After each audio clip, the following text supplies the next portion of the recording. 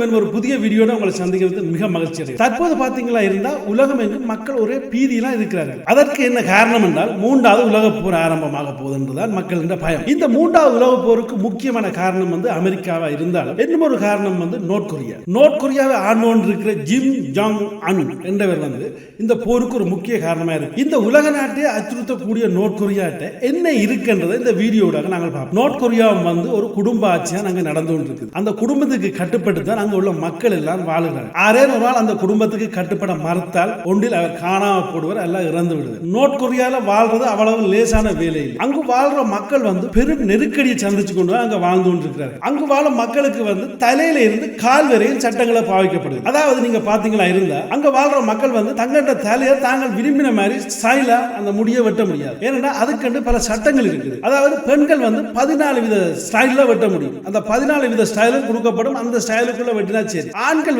5 சென்டிமீட்டருக்கு மேல வளர்க்கவே கூடாது, உடனே வெட்டிடும். அப்படி வளர்த்தா அது தண்டனைக்குரிய விஷயம். இதை விட இன்னும் பரிதாபமான விஷயம் என்னவென்றால் அங்க வாழும் மக்கள் எல்லா நாட்டிலும் இருக்கிற மாதிரி காரோ அல்ல மோட்டார் சைக்கிளோ வச்சு ஓட முடியாது. எந்த வாகனம் ஓடினாலும் தனியா ஆமியும் அடுத்தது அங்க உள்ள அரசாங்க உத்தியோகத்தர் மட்டும்தான் அங்க வாகனம் ஓட்டலாம். மற்ற ஒருவரும் அங்க வாகனம் ஓட்ட முடியாது. அதனால தான் நீங்க பாத்தீங்களா இருந்தா அங்க உள்ள அநேகமான வீதிகள் சீமெண்ட் நிலத்திலே செய்யப்பட்டிருக்கும். அந்த வீதிகளில் குறைவான வாகனங்களே நீங்கள் காணக்கூடியதா இருக்கு. இதற்கு அந்த நாட்டு அரசு சொல்லும் பதில் காற்றை சுத்தமா வைத்திருப்பதற்காகவே இந்த சட்டம் கொண்டு வரப்பட்டது. நோர்த் கொரியாவில் கூட மக்கள் வேலை செய்யற இடமாக இருந்தால் அது இராணுவத்தில் மட்டும்தான். அதனால் தான் அங்க 1.2 மில்லியன் இராணுவம் அந்த நாட்டில் இருக்கு. உலகத்திலேயே அதிகூடிய இராணுவம், அதாவது 1.2 மில்லியன் இராணுவம் நோர்த் கொரியாவில் மட்டும்தான் இருக்கு. வேற எந்த ஒரு நாட்டிலும் இவ்வளவு தொகையான இராணுவம் இல்லை. நோர்த் கொரியாவில் பல மில்லியன் மக்கள் சாப்பாட்டு கூட வழி இல்லாம இருக்கிற நேரத்தில் நோர்த் கொரியா அரசு அந்த பிரச்சனையை பார்க்காம அணுகுண்டு தயாரிக்கிறதும்